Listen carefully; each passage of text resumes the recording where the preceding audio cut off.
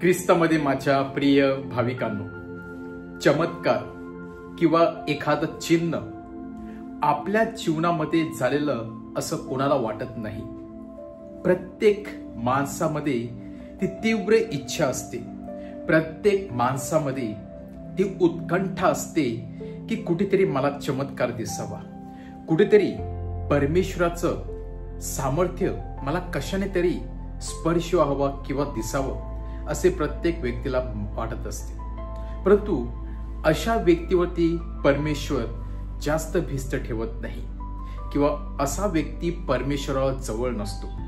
कारण चिन्हामुळे जर मनुष्य परमेश्वराच्या जवळ येणार असेल तर त्या व्यक्तीचा विश्वास हा पाण्यावरती तरंगणाऱ्या बुडबुड्याप्रमाणे असतो. कारण जेव्हा चिन्ह नष्ट होईल तेव्हा त्याचा विश्वास देखील नष्ट होत असतो किंवा त्या बुडबुड्याप्रमाणे अचानक फुटून नष्ट होत असतो.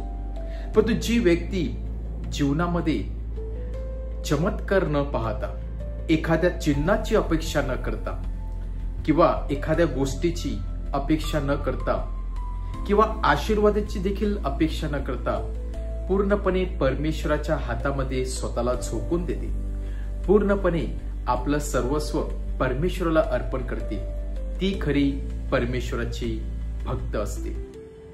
तो खरा परमेश्वराचा सेवक असतो. कारण त्याच्या ठाई कुठल्याही प्रकारची परमेश्वराकडून अपेक्षा नसते, चिन्हाची अपेक्षा नसते, एखाद्या चमत्काराची अपेक्षा नसते किंवा मोठ्या मोठ्या गोष्टीची अपेक्षा नसते. ती व्यक्ती पूर्णपणे परमेश्वराला आपल्याला परमेश्वराच्या हातामध्ये सोपवून देतो आणि अशा व्यक्तीची स्वतः परमेश्वर वाहवा करत असतो.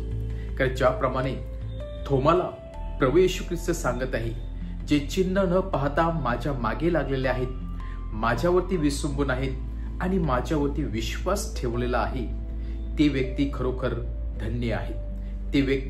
त्या व्यक्ती खरोखर धन्य आहेत. तो मनुष्य खरोखर धन्य आहे. आणि अशाच प्रकारचं चित्र आजच्या शुभवर्तमानामध्ये आपणास दिसत आहे, जिथे प्रभू येशू ख्रिस्त थोडासा उदास चाललेला आहे. कारण एवढं कार्य करून सुद्धा, मिशन कार्य करून सुद्धा आपल्या मिशन कार्याला फळ येत नाही. कारण ज्या लोकांसाठी प्रभू येशू ख्रिस्त कार्य करत होता, आज तेच लोक प्रभू येशू ख्रिस्ताकडून चिन्हाची मागणी करत आहेत, एखाद्या मोठ्या चमत्काराची अपेक्षा करत आहेत. आणि केवळ चमत्कारामुळे आज परमेश्वर त्यांना सांगत आहे की तुम्ही इव्हल जनरेशन आहात. म्हणजेच तुम्ही प्रत्येक गोष्टीकडून परमेश्वराकडून चमत्काराची अपेक्षा करत असतात. म्हणजेच तुमचा विश्वास हा पोकळ आहे. केवळ आणि केवळ चमत्काराची अपेक्षा केल्यामुळे प्रभू येशू ख्रिस्त ते चमत्कार करत नाही. का करत नाही? कारण या लोकांनी प्रभू येशू ख्रिस्ताला केवळ आणि केवळ चमत्कार करणारा व्यक्ती म्हणून पाहिलेलं होतं, तारणारा म्हणून त्यांना स्वीकार केला नव्हता. आणि म्हणून परमेश्वराची इच्छा होती की लोकांनी मला चमत्कार करणारा परमेश्वर न स्वीकारता एक तारणारा म्हणून स्वीकारावा, हा परमेश्वराचा हेतू होता. आणि म्हणून जेव्हा लोक त्याच्या मिशन कार्यामध्ये कमी पडतात, जेव्हा लोक प्रभू येशू ख्रिस्त त्याचा तारणारा म्हणून स्वीकारण्यास कमी पडतात आणि केवळ मॅजिशियन म्हणून, चमत्कार करणारा, अद्भुत कृत्य करणारा एक सामर्थ्यवान व्यक्ती म्हणून पाहतात, तेव्हा कुठेतरी परमेश्वराला खंत वाढत आहे. आणि म्हणून प्रभू येशू ख्रिस्त सांगत आहे, या क्षणाला मी चमत्कार करू शकतो परंतु मी करणार नाही. कारण सर्वात मोठं चिन्ह मी योनाद्वारे तुम्हाला दिलेलं आहे. पहा त्या योनाकडे, ज्या योनाला परमेश्वराने 3 दिवस 3 रात्र समुद्रामध्ये ठेवून, त्या माशेच्या पोटामध्ये ठेवून अहोरात्र त्याची काळजी घेतली. ते मोठं चिन्ह आहे, तो मोठा चमत्कार आहे. त्या चमत्काराशिवाय, चिन्हाशिवाय तुम्हाला कुठलं चिन्ह पाहिजे? या उदाहरणाद्वारे प्रभू येशू ख्रिस्ताने इनडायरेक्टपणे त्या लोकांना 3 दिवस मी थडग्यामध्ये राहणार आहे आणि 3ऱ्या दिवशी मी उठणार आहे हे सांगितलेलं आहे. म्हणजेच हा एक मोठा चमत्कार माझ्या जीवनामध्ये होणार आहे असं प्रभू येशू ख्रिस्त त्याला सांगत आहे.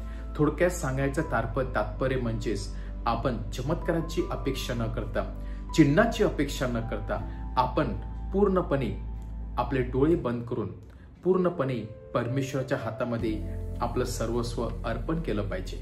आणि प्रभू येशू ख्रिस्त केवळ आणि केवळ आपल्या विश्वासाकडे पाहून नक्कीच आपल्या जीवनामध्ये चमत्कार करणार आहे.